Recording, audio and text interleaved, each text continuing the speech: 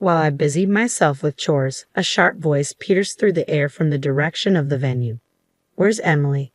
My father-in-law's tone carried a hint of frustration. Deciding it best to acknowledge my father-in-law, I made my way towards the venue. However, before I could reach them, snippets of conversation reached my ears. My husband and mother-in-law were speaking, their voices tinged with amusement. "Oh, if you're referring to Emily, she's occupied with tasks behind the scenes. Don't concern yourself. After all, what else would a wife be good for?" I go by Emily, a 23-year-old navigating the daily grind in an office setting. My romantic ties lie with Steve, an acquaintance with whom my introduction was anything but ordinary. In a twist of fate, our paths crossed through proximity, Steve residing in the apartment adjacent to mine. One leisurely day off, the tranquility was disrupted by a jarring commotion from Steve's abode. Did that sound like a collision against the wall? I pondered, mindful of my own modest noise level, with the television murmuring softly in the background. Unease crept in as my thoughts veered towards scenarios of mishap or distress. Compelled by concern, I tentatively nudged the doorbell of Steve's dwelling, met initially with silence. Undeterred, I persisted, the bell chime echoing through the hallway. A faint voice answered from within. "Who's there? Are you all right?" Summoning courage, I responded, and in due time, the door creaked open, revealing Steve on the other side. As the door swung open, a man teetered on the threshold, his demeanor suggesting imminent collapse. "Are you all right?" I inquired, concern knitting my brows as he leaned heavily against the doorframe. A bewildered expression etched across his face. "I'm famished. Can you believe it? I haven't had a morsel in days," he murmured, his voice tinged with exhaustion. "What?" Alarmed by his revelation, I hastily retreated to my own abode, scurrying for sustenance. Retrieving the sandwich and a flask of tea from the remnants of yesterday's provisions, I returned to his quarters. "Here, please take this," I offered, extending the meager offering. His eyes widened in disbelief. "Are you sure?" he questioned, a mix of gratitude and disbelief coloring his tone. "I'd be far more troubled if you were to starve," I replied earnestly. "Thank you for your kindness," he whispered gratefully, accepting the sustenance with trembling hands. With those words he tore into the sandwich, devouring it with remarkable speed. The tea followed suit, disappearing down his throat in swift gulps, eliciting a contented sigh. "Thank you for the meal. I genuinely thought my time was up. I'll definitely find a way to repay you for the sandwich." "No need for repayment. It's no trouble," I reassured him, concern lingering in my tone. "But why have you gone without food for so long?" "Actually, after covering tuition and rent, I found myself completely strapped for cash." "So, you're a student?" I inquired. "I'm in my final year of college. And you? Do you have a part-time job?"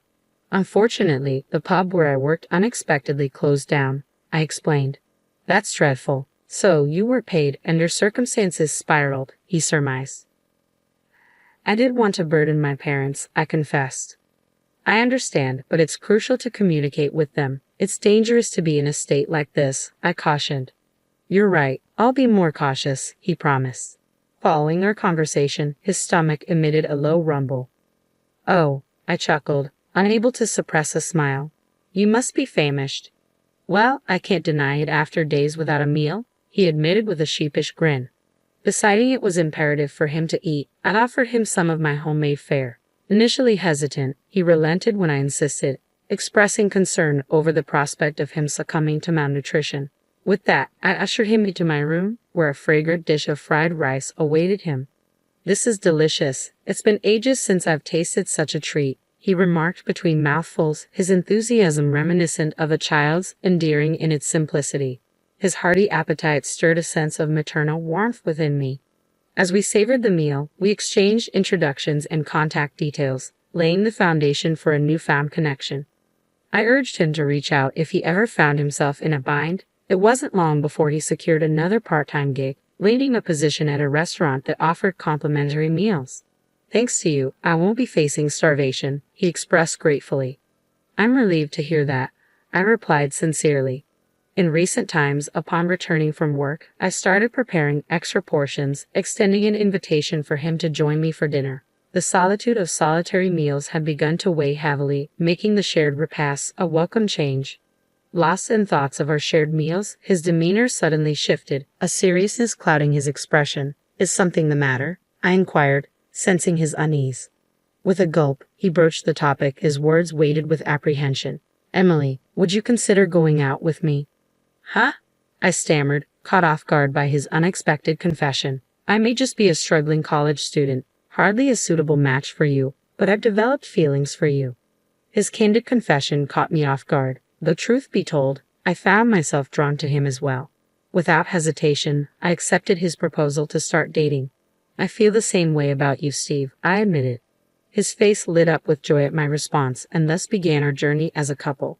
We navigated the intricacies of our newfound relationship, delighting in conversations about trivial matters like whose apartment to spend time in, given our close proximity as neighbors. Our romance flourished, and upon his graduation from college, Steve secured a job. It was then that we made the decision to take our relationship to the next level by moving in together. Despite practically sharing living spaces already, we opted for a larger accommodation to ease the financial strain of rent. Our courtship persisted, culminating in marriage when I was 26 and Steve was 25. While our day-to-day routine remained largely unchanged post-wedding, one significant shift occurred: the emergence of Steve's mother as my mother-in-law. Previously, our interactions with her had been minimal. However, following our marriage, we found ourselves engaging with her more frequently. Despite her absence from our shared living space prior to tying the knot, she began visiting our home with increasing regularity after the wedding bells had chimed. Emily, have you even bothered to clean this room properly? My mother-in-law's sharp tone cut through the air. Ha! I faltered, taken aback by the sudden accusation. Just look at all this dust. I can't reach those high places, and I don't have the time to clean after work, she continued, her disapproval palpable. What? I'm not talking back, I'm just saying I can only do so much. I defended myself. You're just making excuses. I can't believe Steve married someone like you, she retorted, her words stinging with disdain. Such exchanges had become routine, with my mother-in-law seizing every opportunity to criticize me. With my work schedule dictating earlier departures and returns than my husband, I found myself enduring her relentless haranguing until his arrival. Each day, I diligently tended to household chores, hoping for the solace of my husband's presence to alleviate the tension. What's cooking? I turned to find my mother-in-law scrutinizing my culinary efforts. Huh? Grilled fish, I replied, puzzled by her sudden intrusion. Steve won't be satisfied with that. You should prepare something more elaborate, she declared, dismissing my choice. Mother-in-law, what's going on? I questioned as she discarded the fish I had prepared, tossing it into the trash. I can't believe I entrusted the daily cooking to you. From now on, I'll take charge, she proclaimed, taking me aback. What? If she takes over, it means she'll be here every day. That's not what I want, I protested internally. There's no need for that, mother-in-law. I'm perfectly capable of cooking, I interjected. No, I don't trust your cooking. I'll be here to cook every day, she insisted adamantly. Just then, my husband Steve walked in. She wasted no time consulting him on the matter. Oh, you're pitching in with the household chores? Mom, that's fantastic. Please do, he responded, oblivious to my objection. Ha! I exclaimed, stunned by his decision. I can't wait to cook with you, Emily, she chimed in, a triumphant grin spreading across her face. From that point onward, life became unbearable. Armed with a key obtained from Steve, my mother-in-law began to infiltrate our home, eagerly anticipating my return from work. You're late? Don't shirk your responsibilities just because I'm handling the cooking. Start cleaning now, she would bark, disregarding my exhaustion. Even when the house was reasonably tidy, she insisted on relentless cleaning, closely monitoring my every move. If I dared to pause for a moment's rest, she would unleash a torrent of scolding, leaving me with no choice but to comply, further exacerbating my fatigue. Without fail, she appeared daily to take charge of meal preparation, lingering to dine with us. In Steve's presence, she would disparage me, labeling me as ineffectual. Don't cause trouble for Mom, he would chide, redirecting blame onto me instead of addressing his mother's behavior. With her husband working abroad, my mother-in-law lived alone, affording her ample time to invade our space with unwavering frequency. She began applying pressure for us to start a family. There's nothing more rewarding than parenthood. Hurry up and give me a grandchild or two, she urged persistently. Even if we wanted to, it's not something we can rush. It takes time, I countered, attempting to reason with her. Young people nowadays always have excuses. I had Steve right after I got married, she retorted, dismissing my explanation. Ha! Maybe it's because you were a homemaker. That's why, I suggested. What? She exclaimed, taken aback by my response. I mean, your circumstances were different. You had the luxury of being a full-time housewife, I clarified. What kind of logic is that? She scoffed. If you're able to fully support your husband's career, you'll have more time to focus on starting a family. But with your demanding job, it's understandable that you're exhausted, she continued, her words cutting. How can you say that? That's incredibly insensitive. I don't think it's that simple, I protested. Enough. Just stop, she snapped, cutting me off abruptly. If you don't conceive soon, we'll find another wife, my mother-in-law declared bluntly. Another wife? I echoed in disbelief. Of course. A woman who can't bear children holds no value, she asserted callously. In this day and age, it's inappropriate to make such discriminatory remarks, I countered, shaking my head at her archaic views. You always have to argue, don't you? I'll be sure to tell Steve, she retorted, her face flushed with anger. Ironically, it seemed she was the one who couldn't refrain from arguing. When Steve returned home, his mother wasted no time recounting the incident. Emily, did you argue with my mom? What were you thinking? He demanded, his voice tinged with frustration. It's probably your fault that we can't have children, he accused, directing his anger towards me. What? Are you saying that too? There's no way it's my fault. What nonsense, I retorted, frustration simmering beneath the surface. My patience wore thin as my husband once again took his mother's side. Contemplating the possibility of divorce, I couldn't shake the feeling of being constantly undermined. However, amidst these tumultuous thoughts, tragedy struck with the passing of my husband's grandmother, who had been hospitalized. As preparations for the funeral commenced, I found myself torn. Despite contemplating divorce, attending the funeral was an obligation I couldn't ignore. Yet, to my dismay, both my husband and his mother insisted that I stay out of sight. Don't come here, just stay in the back and handle the chores, they directed me. Feeling marginalized and disregarded, I resigned myself to the menial tasks of preparing tea and tending to household chores in the background. Amidst the somber atmosphere of the funeral, I resolved to leave my husband once the ordeal was over. As I went about my chores, the sound of raised voices echoed from the gathering area. Why isn't Emily here? My father-in-law's voice cut through the air, signaling his return from an overseas trip. It made sense for him to be present, given the occasion, his mother's funeral. Feeling obligated to acknowledge him, I decided to make my way to the venue.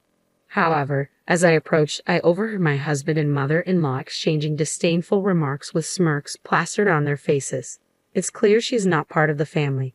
We've relegated that woman to menial tasks in the back, they sneered, not even bothering to lower their voices in front of my father-in-law. Their audacity astonished me. Their behavior remained unchanged despite the circumstances. In the next moment, my father-in-law's enraged voice thundered, punctuating the tense atmosphere.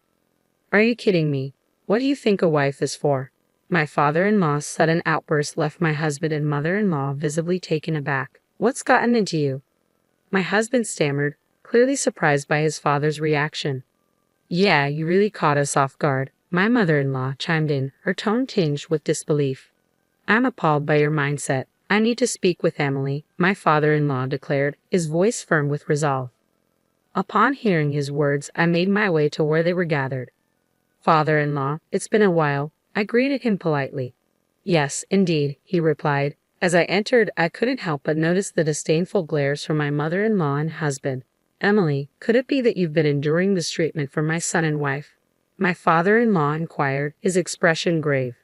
Yes, she's been coming to our home almost every day to criticize me, and Steve has been joining in to blame me, I confess, feeling a weight lift off my shoulders as I spoke the truth.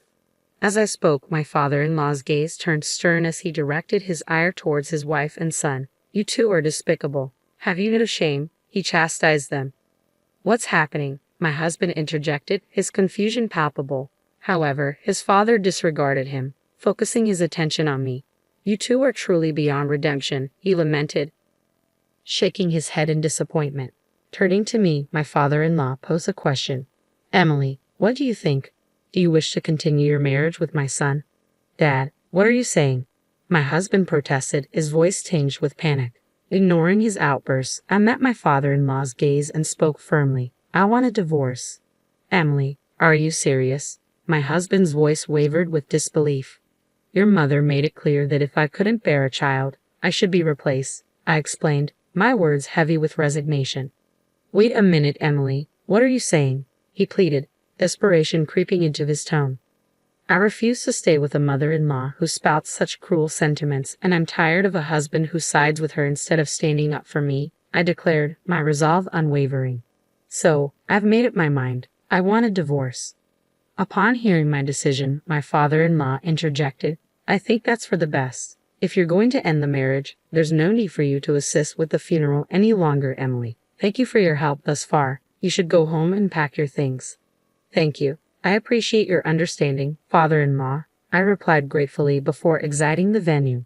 The color drained from my husband and mother-in-law's faces as her words echoed throughout the room, heard by all the gathered relatives. News of their mistreatment towards me spread swiftly, casting the chilly shadow over their reputations. Following the revelation, aided by my father-in-law's support, I proceeded with the formal divorce for my husband. It appeared that the incident had left such a deep impression on my father-in-law that he also chose to end his marriage with my mother-in-law. Left abandoned by my father-in-law, my mother-in-law found herself with nowhere to turn. Desperate, she sought refuge at my ex-husband's doorstep. However, thus far, I've been shouldering the majority of the living expenses. If my ex-husband and mother-in-law continue their spending habits on food and other miscellaneous items as they always have, their finances will undoubtedly dwindle. Considering my ex-husband's lack of savings, rumors suggest they're struggling to make ends meet. But frankly, it's no longer my concern, so I'm not overly bothered by their financial woes. Meanwhile, I've settled into my own single-person apartment and am relishing the freedom of my solitary life. I recently adopted a cat, so I don't foresee dating being a priority for me anytime soon.